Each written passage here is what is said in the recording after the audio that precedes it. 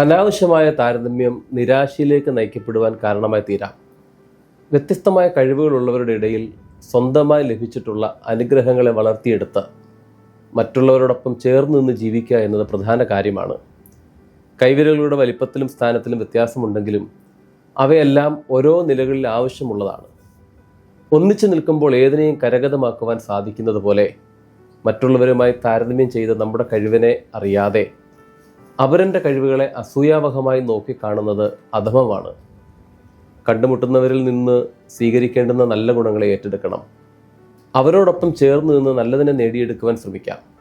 എന്നാൽ ചിലരെങ്കിലും തനിക്ക് അങ്ങനെയാകുവാൻ കഴിവില്ലല്ലോ എന്നോർത്ത് പരിതപിക്കാറുണ്ട്. തൻ്റെ ഗുണങ്ങളെ തിരിച്ചറിയുവാൻ ശ്രമിക്കാതെ തന്നെ അങ്ങനെ വിഷമിക്കുന്നവർക്ക് ഒരു കഥ പാഠമാകും. ഒരു നാട്ടിൽ ആളുകൾ ഏറെ ബഹുമാനിക്കുകയും ആദരിക്കുകയും ചെയ്തിരുന്ന ഒരു സന്യാസി ജീവിച്ചിരുന്നു. ആളുകൾ സന്യാസിയെ കണ്ട് സന്തോഷത്തോടെ മടങ്ങിപ്പോകുന്നു. അദ്ദേഹത്തിൻ്റെ പെരുമ നാട്ടിലെങ്ങും വർദ്ധിച്ചു വന്നു. ഇക്കാര്യം നാട്ടിലെ പ്രമാണിയായ ഒരു മനുഷ്യന് തീരെ ഇഷ്ടപ്പെടുന്നില്ല. അസൂയ തന്നെയാണ് കാരണം. ഒരിക്കൽ സന്യാസിയെ നേരിൽ കണ്ട് അദ്ദേഹം ചോദിച്ചു, അങ്ങേ ആളുകൾ ഇത്രയധികം ബഹുമാനിക്കുന്നത് ശരിയാണോ? നിലാവുള്ള ആ രാത്രിയിൽ തൻ്റെ പൂന്തോട്ടത്തിലേക്ക് അദ്ദേഹം പ്രമാണിയായ ആ മനുഷ്യനെ ആനയിച്ചു. നിലാവിൻ്റെ വെളിച്ചത്തിൽ റോസാപുഷ്പങ്ങളെ ചൂണ്ടിക്കാട്ടി സന്യാസി പറഞ്ഞു, ഈ റോസാപുഷ്പങ്ങൾ ചന്ദ്രനോട് അങ്ങയെപ്പോലെ നിലാവ് പൊഴിക്കുവാൻ ഞങ്ങൾക്ക് സാധിക്കുന്നില്ലല്ലോ എന്ന് പറയാറില്ല. അപ്രകാരം ചന്ദ്രനും റോസാപുഷ്പങ്ങളെപ്പോലെ സുഗന്ധം പരത്തുവാൻ തനിക്ക് ആവതില്ലല്ലോ എന്നും സങ്കടപ്പെടാറില്ല. പിന്നെന്തിനാണ് അങ്ങ് ഇങ്ങനെ ദുഃഖിക്കുന്നത്?